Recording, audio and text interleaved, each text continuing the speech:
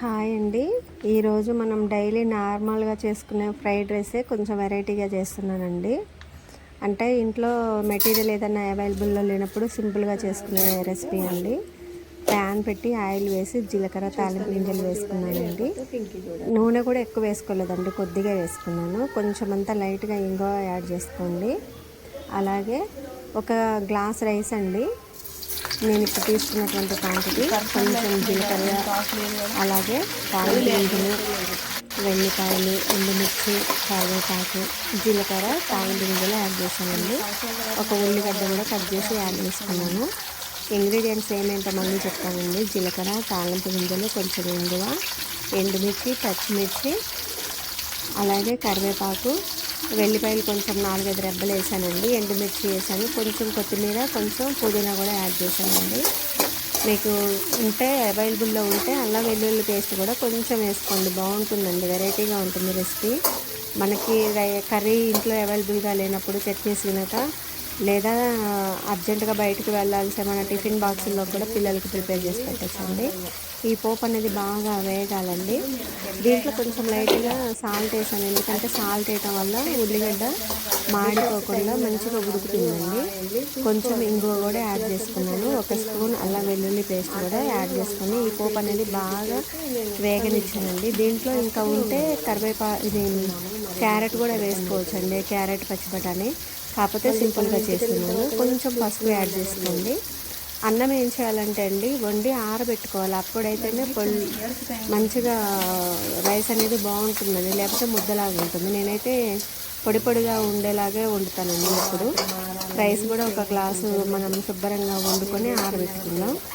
అయితే నిమ్మకాయ మీరు అన్నంలో పిండుకోవచ్చు, లేదా ఈ పోపులో కూడా వేసుకోవచ్చు. పోపులో వేసేటప్పుడు స్టవ్ ఆఫ్ చేయాలండి, ఎందుకంటే నిమ్మకాయ వేడి మీద పిండొద్దని చెప్తారు. ఈ అల్లం వెల్లుల్లి పేస్ట్ కూడా ఇంట్లో ప్రిపేర్ చేసిందేనండి, బయట నుంచి తీసుకొచ్చాయి వాడను. అంటే ఇప్పుడు సిచ్యువేషన్స్ కూడా బాగలేదండి, బయట ఫుడ్ కానీ ఏదైనా పచ్చడైనా మనం ఇంట్లో చేసుకొని ప్రిపేర్ చేసుకొని తిన్నది చాలా సేఫ్ అండి. మీరు ఆయిల్ కూడా కొంచెం మరీ ఎక్కువ తక్కువ కాకుండా మీడియంగా వాడుకోండి. ఎక్కువ శాతం ఏ కూరలైనా మూత పెట్టి ఉడకబెట్టుకుంటే మంచిది ఫ్రైల కంటే, ఎందుకంటే ఇప్పుడు ఆయిల్ మంచిగా ఉండట్లేదండి, కొలెస్ట్రాల్ బాగా పెరుగుతుంది. సో హార్ట్ ప్రాబ్లమ్స్ వస్తున్నాయి కాబట్టి మనం ఆయిల్ సరిపడానే వేసుకోవాలండి, ఎక్కువ వేసుకోవద్దు. ఈ పోపు అంతా బాగా వేగి మంచిగా క్రిస్పీగా రావాలండి. ఉల్లిగడ్డ కూడా బాగా వేగాలి, మాడొద్దు. మనం ఇప్పుడు అన్నం ఉంది కదండి, వండి ఆరబెట్టుకున్న అన్నం కూడా దీంట్లో యాడ్ చేసుకొని మంచిగా కలుపుకోవాలండి. అయితే మనం స్టవ్ ఆఫ్ చేసుకొని అన్నం కలుపుకుంటే బాగుంటుంది, లేకపోతే మళ్ళీ అన్నం ఈ వేడికి ముద్దలాగా అవుతుందండి. మనం రైస్ ఇంట్లోకి కొత్తవి పాతవి వాడతాం కదండి, వాటిని బట్టి ఎప్పుడైనా సరే అన్నం ఆరబెట్టుకొని పులిహోరకైనా, ఫ్రైడ్ రైస్కైనా, జీరా రైస్కైనా అన్నం ఆరబెట్టుకోవాలండి. ఆరబెట్టుకుంటే ఒక్కొక్కసారి మనం వండే విధానంలో ఏమైనా తేడాలు వచ్చినా కానీ రైస్ అయితే పాడవదండి, బాగుంటుంది. అందువల్ల నేను ఎప్పుడు అంతే చేస్తాను. ఫ్రైడ్ రైస్కైనా, లేకపోతే జీరా రైస్కైనా, పులిహోర చింతపండుకైనా, లేదా మెంతి పులిహోరకైనా, దేనికైనా రైస్ అయితే ఆరబెడతానండి. ఆరబెడితే ఎక్కువ టైం కూడా నిలువ ఉంటుంది, పాడవదు. సో ఒక గ్లాస్ రైస్కి ఈ క్వాంటిటీ తీసుకున్నానండి. మీరు పచ్చి బఠానీకి లేకపోతే క్యారెట్ ఉన్నా వేసుకోవచ్చు, కాకపోతే ఉన్న ఇంగ్రీడియంట్స్ అయితే ఇవే ప్రస్తుతానికి. వీటితో పల్లీలు కూడా యాడ్ చేయలేదండి, పల్లీలు నిండుకున్నాయి. సో ఉన్నటువంటి ఇంగ్రీడియంట్స్ తోటే చేస్తున్నాను. బయట ఫుల్ వర్షం అండి హైదరాబాద్లో, ఇక ఉన్నటువంటి ఇంగ్రీడియంట్స్ అప్పటికప్పుడు ప్రిపేర్ చేస్తున్నాను, బాక్స్ తీసుకెళ్ళాలి కదా. మీరు ఒకసారి ఇలా ట్రై చేసి చూడండి. అన్నం అయితే కంపల్సరీ ఆరబెట్టి వేసుకుంటే బాగుంటుందండి. ఒక గ్లాసే రైస్ తీసుకున్నాను, నేను ఎక్కువ కూడా తీసుకోలేదు. నిమ్మకాయ ఒక 2 పిండుకున్నాను, ఆల్రెడీ గ్లాస్లో తీసి పక్క పెట్టుకున్నానండి. ఇప్పుడు ఇది ఫ్రై బాగా అయిన తర్వాత రైస్ మనం ఉంది కదండి, ఆరబెట్టుకున్న రైస్ కూడా యాడ్ చేసుకున్నాం. ఈ పోపు అనేది కొద్దిగా ఎక్కువ వేగనిస్తే బాగుంటుందండి, అదే దీంట్లో హైలైట్ అనమాట. ఉల్లిగడ్డ కానీ అవి ఇవి వేగకపోతే బాగుండదు, తాలింపన్నంలాగా ఉంటుంది. అందువల్ల ఈ రెసిపీ మొత్తం కూడా ఇవి బాగా ఫ్రై అయ్యేదాకా వేయించుకొని రైస్ యాడ్ చేసుకోవాలండి. నిమ్మకాయ పిండుకోవచ్చు, దీంట్లో చింతపండు కూడా పిండుకోవచ్చు, లేదా దీంట్లోనే టమాటాలు ఒక 2 కట్ చేసేసుకుంటే టమాటా రైస్ అవుతుందండి, అంతే. అంటే టమాటా డైరెక్ట్గా వేసుకోవచ్చు, లేదా మిక్సీ బట్టి వేసుకుంటే టమాటా రైస్ అవుతుంది. కాకపోతే ఇది ఓన్లీ ఫ్రైడ్ రైస్ లాగా చేస్తున్నానండి. దీంట్లో ఎగ్స్ ఒక 2 కొట్టి పోసుకున్నా కానీ ఎగ్ ఫ్రైడ్ రైస్ అవుతుందండి. కొత్తిమీర ఉంటుంది కదండి, అది కట్ చేసి జ్యూస్ మిక్సీ పట్టేసి యాడ్ చేసుకుంటే కొత్తిమీర రైస్ అవుతుంది. దీంట్లో ఇన్ని చేసుకోవచ్చు మనం. కాకపోతే నేను ఓన్లీ ఫ్రైడ్ రైస్ లాగా చేస్తున్నాను బాక్స్ పర్పస్గా.